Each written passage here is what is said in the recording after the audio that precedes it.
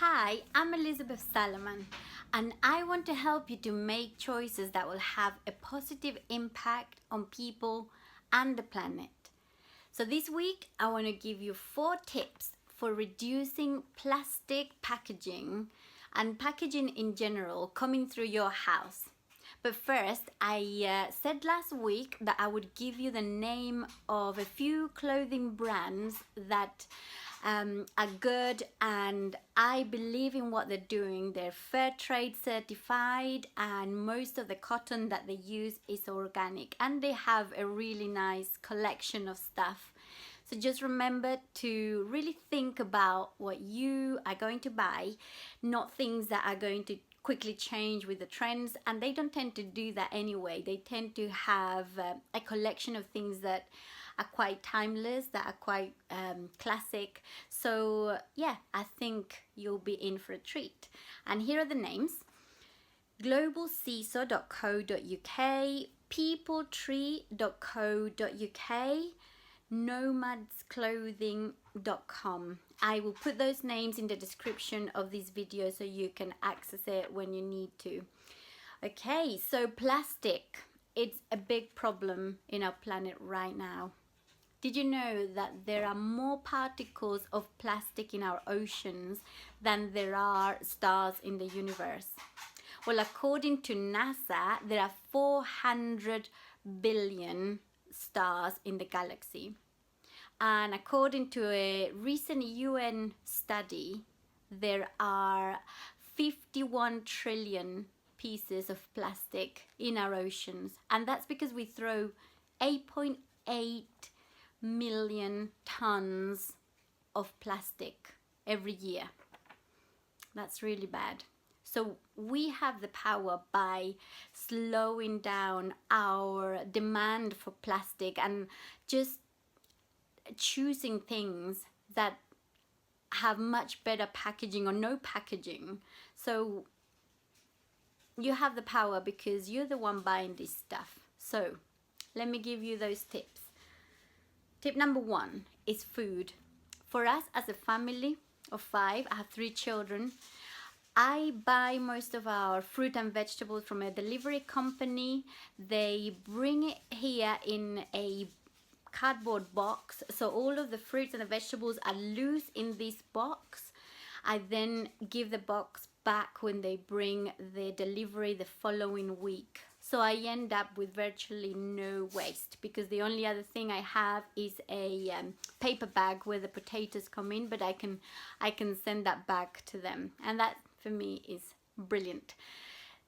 But also, if you have a farmer's market near you, you can take your own bags, and you will end up with 0 waste. We also have a man who delivers vegetables, so when I need a top up on fruit and vegetables, I buy from him. He still insists on giving me a bag, to which I say no thank you, I have my own bag, as you can see.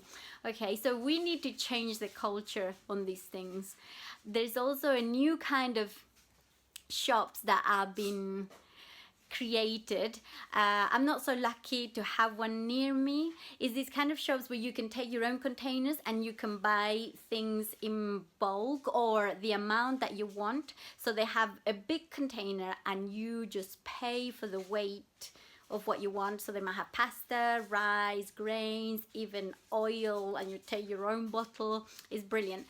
Yeah, but I don't have one near me. But if you want to check if there is one near you, there is a website where you can do that, and it's called zerowastehome.com, and I believe they're in the US and the UK, so check it out. You might be lucky and have one of those near you. Also, the way you take your lunches, make sure that you're not using cling film or bags every time. I've invested in these sandwich bags that they're made of organic cotton and they're washable. They also have a lining that doesn't allow the grease to go through or whatever. So that's gonna be great for us. A good way of carrying lunch. Right, tip number 2, drinks. This is crazy, but to drink bottled water, it costs 2,000 times more than to drink tap water. I wouldn't pay £3,000 for a sandwich. So why buy bottled water or even fruit juices? They're full of sugar. You end up creating waste and you're just spending more money. If you know you're going to need a drink, take your own bottle.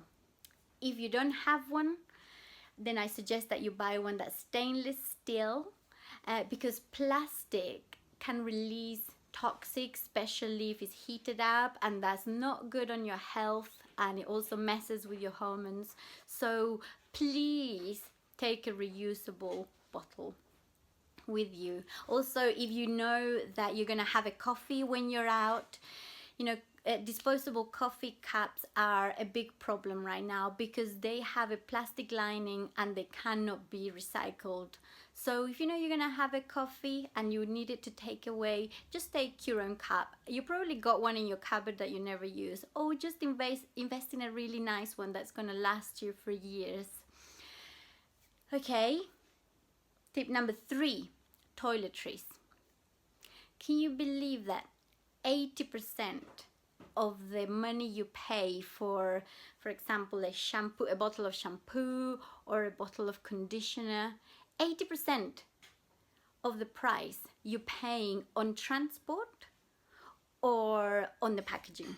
It goes in those two things, and you're ending up with a product that's full of toxic ingredients. So really think about the toiletries that you're buying, whether they're good for your body, whether you're producing more waste.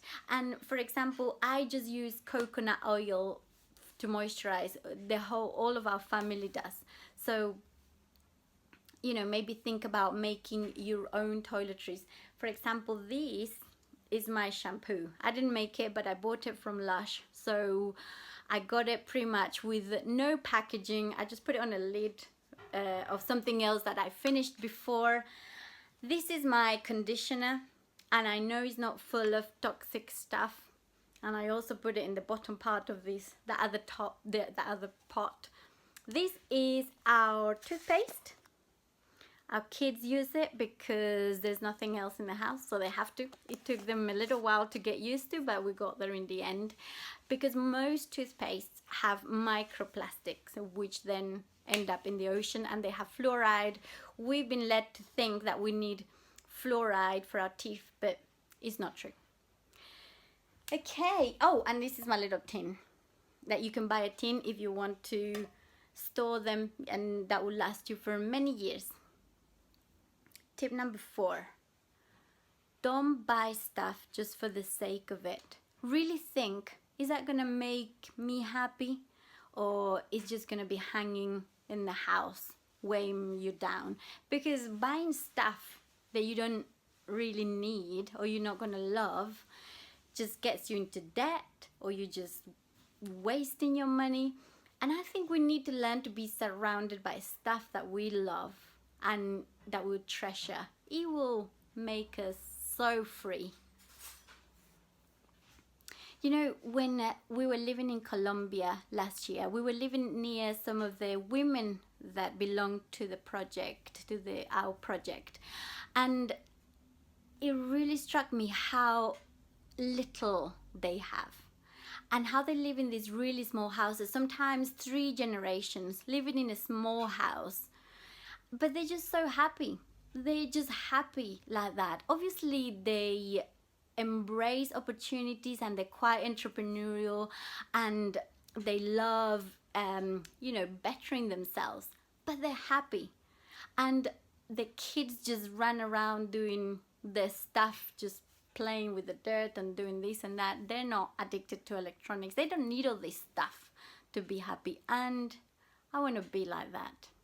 So why don't you join me and perhaps apply some of the things that we've spoken about, or you can tell us how you deal with this issue of packaging in the comments below, or follow us in our social media. You can check out my website, picafloracollection.com, and I will come back with more tips on how to live a more sustainable life.